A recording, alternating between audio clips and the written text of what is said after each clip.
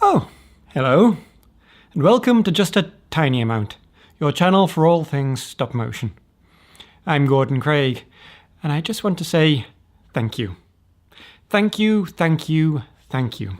When I put my channel on hold a few weeks ago, I thought my subscriber numbers would just drop off. Thankfully, this wasn't the case, and I passed the 100 subscriber milestone just last week.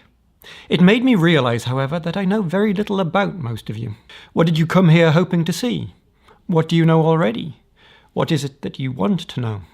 So, to get the conversation going, in today's video I am going to pose the topic of conversation that I hope you will contribute to. Is there such a thing as making stop-motion animation too slick? Or is slickness just a sign of progression in the media? Let's discuss.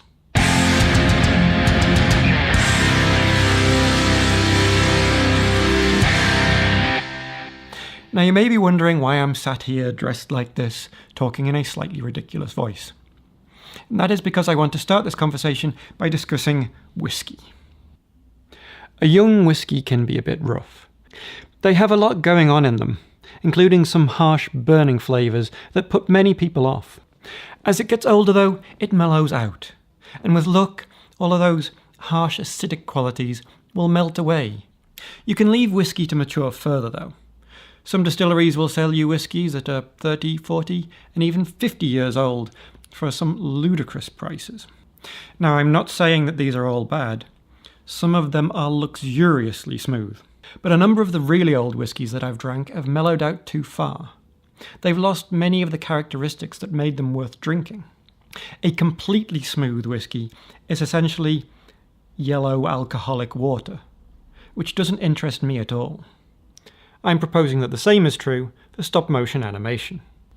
On one side of the argument, I'm going to look at the works of the American production company Laika, known for their animated feature films Coraline, Paranorman and Box Trolls. In this video I will focus on their latest film, Kubo and the Two Strings. This is a fairly standard hero story in which a boy goes on a quest to defeat a big bad man. I'm not going to dwell on the plot though, as it doesn't have much bearing on the point that I'm trying to make. It's meaty enough to give some nice moments that allow for some truly beautiful animation. On that note, I should say at this point that I don't think that it is a bad film, nor do I think that it has been badly animated. In fact, it is incredibly well animated, which I think actually inflames the problem. The sets and props are amazing. The faces of each character are first modelled on a computer and then 3D printed and painted. This allows them to do a lot of variations for the mouth, cheek, nose, eyes and eyebrows. Now I would normally make about 12 to 15 mouth shapes and maybe 4 or 5 different brow positions. This would give me enough to make a character speak and show some emotions.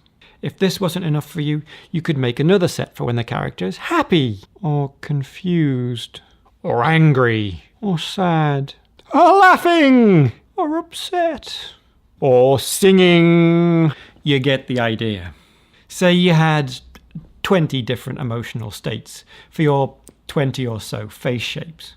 This means that you would need about 400 different mouth and brow shapes to cover all your variations, and that's assuming that there are no duplicates.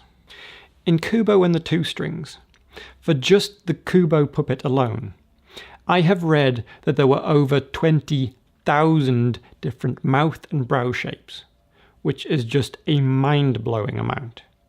I find it hard to imagine that an animator can keep track of all those variations when choosing a combination that best suits any particular scene. What I imagine must happen is that each scene is first animated on a computer, which then spits out an exposure sheet which dictates which faces will need to be used. So you have models that were first built on a computer, and then likely animated on a computer, before being rendered perfectly by a 3D printer to look exactly the same as they did on screen. Added to this is the fact that it was filmed on ones, giving a buttery smooth finish. The result is something that is very hard to distinguish from a computer animation. You could argue that the lighting and depth of focus that they achieved using their awesome sets and puppets could not be recreated using computer animation. But I'm not sure I'd be able to tell the difference, especially after all of the post-production had been done. Now compare this to a film that looks like a more traditional style of stop-motion animation, Isle of Dogs by Wes Anderson. Regular viewers of this channel will know that I love this film. It has almost 900 different characters, each with faces that have been sculpted, moulded, and then painted all by hand. This means that they needed to be a lot more economical with their faces and plan them out manually. Yes, they didn't have the full range of expressions, but did they need it? The dog puppets were covered in fur, with each strand being manually pushed into the silicone. This fur moves each time the animator touches it, giving the effect of it boiling when it's played back. The sets were just as amazing as those used in Kubo's, and also made great use of scale. The effects are all practical, with a lot of cotton wool being used for both explosions and fight scenes.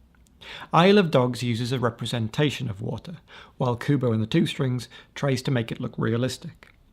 The problem is that they did it too well, and it looks as if they're cheating and using computer animation. Now, some of the things I love about Isle of Dogs are directorial decisions, and I realise that may be swaying my opinion. But what I am trying to say is that Isle of Dogs embraces the fact that it is a stop-motion animation, and doesn't try to hide it. Laika's style of production is hailed by some as the future of stop-motion animation, bringing this venerable animation technique into the modern age. I don't agree. I think that taking stop-motion and smoothing over its imperfections leaves it bland, like alcoholic yellow water. So that's it. As I said at the beginning, this isn't supposed to be a one-sided discussion, so please leave your opinions in the comments. As always, you're encouraged to leave what other opinions you have there, what videos I should and shouldn't be making, what outfits I should and shouldn't be wearing. If you haven't yet subscribed, please let me take this opportunity to invite you to join the ever-growing hordes. Like this video if that's your thing, share it if you're so inclined. This is just a tiny amount. I'm Gordon Craig, and I shall see you next week.